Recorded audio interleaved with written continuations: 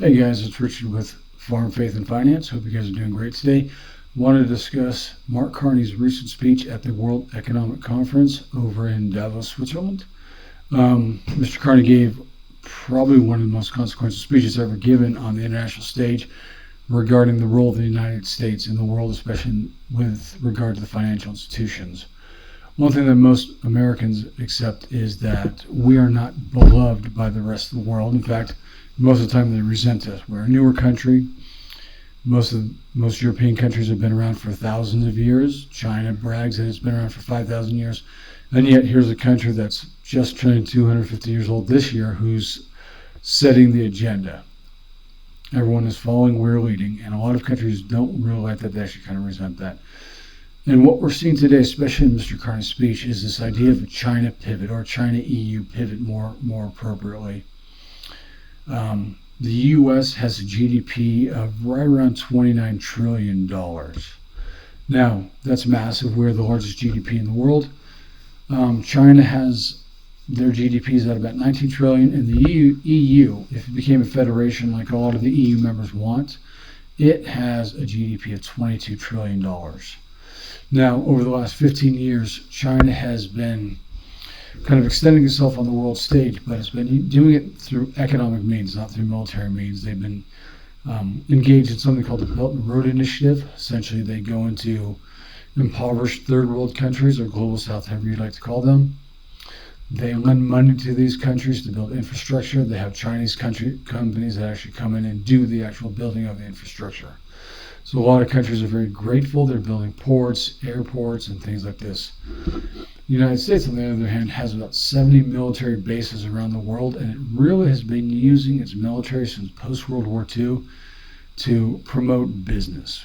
Of course, we've been in Latin America since the 50s promoting U.S. fruit. We've been in the Middle East fighting for oil. We've overthrown the duly elected president of Iran, and installed a Shah for British Petroleum. And the U.S. has used its military to enforce U.S. hegemony. And a lot of people like Nark Carney are very upset about that. Now, a really quick background on who is Nark Carney. Nark Carney is actually an unelected official. He was not elected to a riding, which is a parliamentary post or parliamentary district in Canada. Canada has a very similar parliamentary system like United Kingdom. You have a parliamentary seat. They call it a riding in Canada. They call it a parliamentary seat in England. You win your parliamentary seat, and if your party's in the majority, whoever the party leader is becomes the prime minister. He served in Justin Trudeau's cabinet when Justin Trudeau was forced to resign because of basically gross incompetence. Nark Carney was named basically the prime minister. Before he was in Justin Trudeau's cabinet, he was actually the president or the head of the Bank of England. So he lived in England for 10 years, and that's basically like Jerome Powell's position in the United States. Federal Reserve Chair, Bank of England, basically the same thing. So he's basically a British banker, and he's not the only banker that's been elected to unelected official that's taken over a country. Emmanuel Macron, president of France, worked for the Bank de Rothschild in France before he was named economic minister, financial minister, and then elected president of France. He never held any other position, any elected political position before he became president of France. So we have these bankers that are really kind of taking the reins. It used to be that bankers kind of sat in the back, watch what would happen, and they would install the people that they wanted in charge. But now they're actually they're just taking control. The bankers are just not trusting the system because they see how fractured, how weak the dollar system is, and they want to get out of it. So China's been using the Belt and Road to kind of curry favor with a lot of countries around the world. They're not going with their military. They're kind of making difficult financial demands, but they're there for the countries that want them, and they're offering their help. And so the world is really pivoting toward China. And one of the reasons they're making such a big pivot is because they believe that China has such a large population. China claims to have a population of 1.4 billion people. This obviously is a lie. I don't believe that's possible for China to have 1.4 billion people. In 1950, there was 550 million Chinese. In 1958, They had mass starvation from 58 to 62. They lost about 50 million people in their population. Yet their population continued to grow during that time. In 1979, they instituted the one-child-only policy. They stopped having one child in 2016. And yet, they claim from 1950 to 2025, their population tripled. For that to happen, every Chinese couple would have had to have on average 5 kids. It's impossible. They just have never had the resources to guarantee that a population can grow that high. So basically what Nark Carney wants, what Europe wants, is to do a China pivot because they believe there's 1.4 billion customers.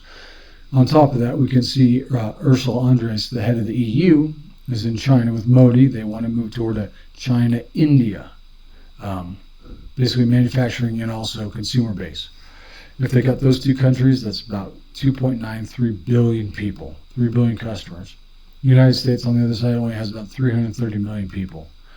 And they view the dollar as becoming weaker and weaker. We'll discuss the dollar in another video. And we'll kind of really discuss like the petrodollar, the weakening of the dollar, how we've gotten off the gold standard, and how the dollar has lost value. And right now, that's actually kind of important. I'll make that video next week. But I kind of wanted to go into what Nark Carney said, because Nark Carney kind of dropped a nuke on the entire global financial system. And a lot of people are praising Nark Carney because they believe that Nark Carney stood up to Trump. Trump's a bully and he stood up to Trump, but they're not really hearing what he said. So I want to read just a little bit of his speech really quickly. For decades, countries like Canada prospered under what we call the rules-based international order. What's the rules-based international order? There's international law, there's international policies. Everyone abides by them. All countries are equal on the international stage. That's what the UN was created for. We all know that's nonsense. There's 5 permanent members of the UN Security Council that can veto any proposal. So we know that all countries aren't equal, but we've always lived under the lie that all countries are equal, and he's going to point this out. We joined its institutions, we praised its principles, we benefited from its predictability, and because of that, we could pursue value-based foreign policies under its protection. Of course, Canada believes that they've abided by the rules, that they have some type of moral standing, and they've always used that. They've always kind of thumbed their nose at the United States, who they believe that the United States hasn't behaved up to Canada's moral code. But we have to remember that the United States has often been doing the dirty work for Canada. We have NORAD, which protects Canada from invasion. We have the U.S. military, the U.S. Navy. We're their largest trade partner, et cetera, et cetera. They've benefited. They've had higher tariffs on our imported goods than we have on their exported goods. They've always taken advantage of the United States and always acted like they were better than us. So he goes on to say, we knew the story of the international rules-based order was partially false, that the strongest would exempt themselves when convenient, that trade rules were enforced asymmetrically. And of course, they didn't have a problem with that because, again, they were exporting goods to the United States with low tariffs, and they kept their tariffs high. They protected their goods abroad and dumped their goods on us cheaply. And we knew that the international law applied with varying rigor depending on the identity of the accused or the victim. Basically, they're accusing the United States of taking advantage of having the strongest military. The fiction was useful, and American hegemony in particular helped provide public goods, open sea lanes, a stable financial system, collective security, and support for framework for resolving disputes. Of course, what was the U.S. Navy been used for? We have naval bases all over the world. Its purpose, protect sea lanes. Make sure there's no piracy. Make sure no country was trying to cheat some other country. And that's absolutely a fact. We have done that. But what he's claiming is that we've used their Navy to just promote U.S. trade. Partially that is true, we have. But we've also protected other countries and their trade. So we placed the sign in the window. We participated in the rituals, and we largely avoided calling out the gaps between rhetoric and reality. And why did they fail to call out the gaps between rhetoric and reality? Because they benefited hugely. They benefited. We were a great trade partner. Again, we had low tariffs on their exported goods, and we allowed them to have high tariffs when we attempted to import goods to them because our attitude was, well, we're richer than you. So obviously we're going to give you a break. Basically, they've been a welfare state of the United States, and they've loved this policy. This bargain no longer works. And why does it no longer work? Because Canada believes that they have new partners in China and the EU. They want to pivot toward them. They think that they're going to get a better deal from China because they have so many Chinese purchasing homes in Canada. On top of that, they have mass migration from India. So they think that they're going to pivot toward EU, toward China, and toward India. Export goods, make a fortune. They don't understand that if they think that the U.S. has bad trade rules, wait till they start dealing with China. One thing that people like Elon Musk discovered is when they try to do business in China, that you can set up manufacturing in China. No problem with that. But China requires you to have a partner, a Chinese partner in the company. They also require you to show the Chinese partner how the company operates. And when it becomes convenient, they force the foreign partner out and they take over the business. This is what happened with Tesla in China. This is what happens with every country because China is a vampire economy. They don't create anything. They just suck everyone else dry. And when they're done with you, they cast you aside. So you may think your policy with the United States is bad, that we use our military to enforce our business practices and promote our companies, but wait till you get a load of China, what they're going to do to you. And if you think India is this massive economy that's going to buy all your goods, it's going to be a one-way street. You're going to be forced to take in Indians, put them on welfare, and the EU, they are going to put up so many restrictive tariffs that you're not going to be able to sell any goods. Maybe maple syrup, but that's about it. Possibly lumber. They don't produce a lot of lumber, but that's about all that Canada's going to be able to send. And they're going to require Canada to have low tariffs. Canada's going to have to import goods, and they're not going to be able to export many. But again, Canadians are naive, and the bankers just see people. They see people that they think will buy their goods. They understand India's incredibly poor, China wants to do home-based manufacturing, and the EU's protectionist, especially the Germans. This bargain no longer works. Let me be direct. We are in the midst of a rupture, not a transition. What's he saying? He's saying international bankers want to blow up the U.S. trade with foreign countries. They think that the U.S. is a bad partner. Wait and see. You blow that up and see what happens. I don't think most countries realize that there's been relative peace, especially in Europe, for the last 70 years because of the United States. Before the United States, Europe was at near constant war throughout its entire history. When the United States became the world dominant hegemon, these wars stopped, especially in Europe. But they think we'll be better off without America.